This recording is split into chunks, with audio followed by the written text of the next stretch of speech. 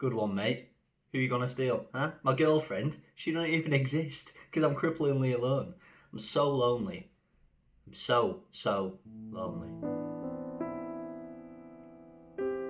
Alright, you bunch of soft boys, Cal here. So that intro is something that I don't know whether you've noticed, but I've started saying a lot. And honestly, I just think it's quite funny and slightly more interesting than the J-Station approach of just saying guys about 40 times in the first 10 seconds of a video.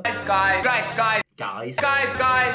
But it's going to be particularly fitting for today's video because we caught a soft boy. We've got a soft boy out in the wild. And where else would you find one apart from TikTok? That's right, we're exploring TikTok again. And this guy is probably the horniest dude that I've seen on the app. So it's going to be fun. His name, Custis Blue. And no matter how many times my brain wants to tell me that he's called Curtis, he's not called Curtis, he's called Custis. So just keep that in mind because it's a name and it's definitely a name. And we're not going to point out the fact that it's not a name. I didn't mean to say fact, fuck. We're not going to point out the opinion that it's not a name. Because it's this guy's name, so. Custis Blue. He sounds like a character in a Disney Channel original movie.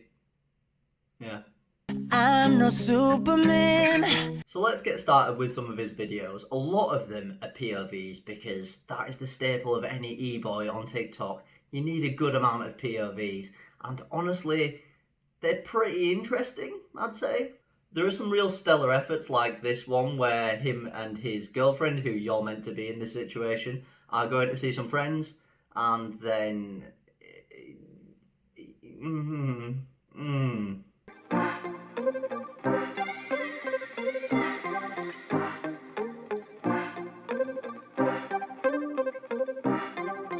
Honestly, I never thought a video could make me resent the existence of something as simple as a belt, but Custis, you've managed it, mate. Because honestly, I think I might just get flashbacks, and I don't want to relive that experience ever again.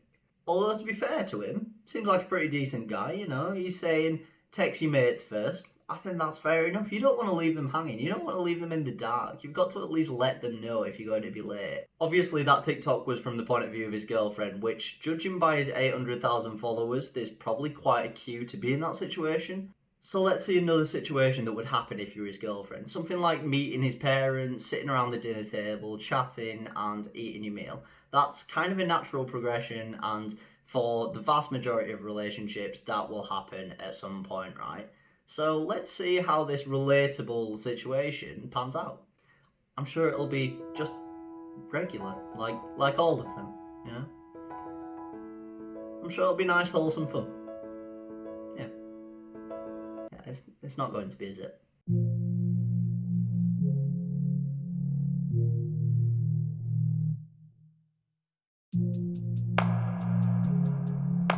Okay, so in this situation, we as the insert character are actually the strange ones.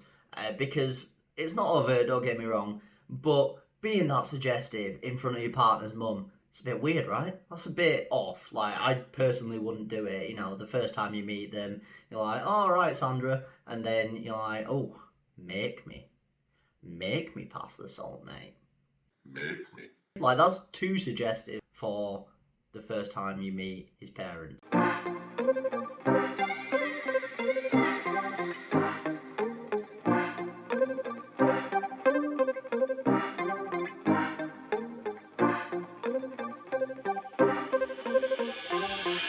You cannot convince me that he is not flirting with the guy who spilt a drink on his hypothetical girlfriend in this one. Look at the looks he's giving him.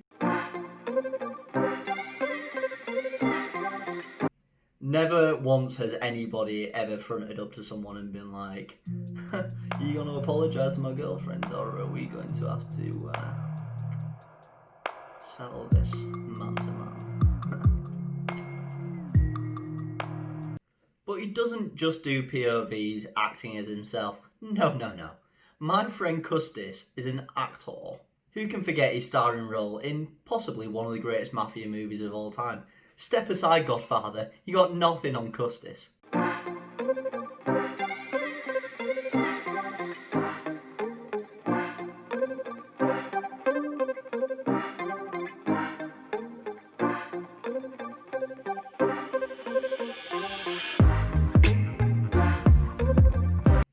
Truly a classic.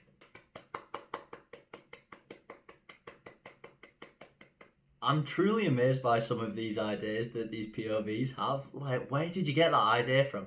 That's a bit wild, and I would never come up with it in a million years. But fair play. I mean, it's interesting. Also, as you should well know, that Eboy aesthetic is just classic for mafia bosses, you know? There's nothing more mafia boss than a dangly black earring.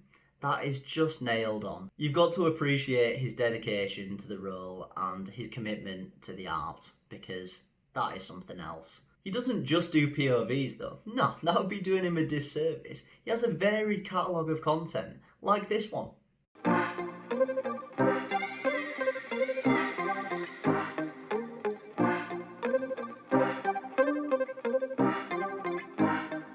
I'll level with you. I think we just move on. I think we just purge that from our memories, forget that exists, and move on with life like nothing ever happened. Do you agree? I think we move on to the next one, because that is an abomination. I'm haunted. How about this video? I've actually written it on my hand so that I remember what it is exactly. Caressing a workout bench at the gym.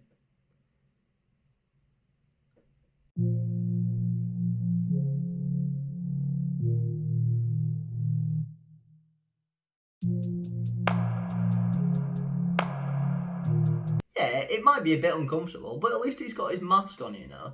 We stand a socially responsible mafia king who just wants to make gains. You know how it is. You've been there. With your dangly black earring, making some gains. I think I've about topped out on Eboys for the day. That's enough. That's going to scar me for a while, so thanks, Custis.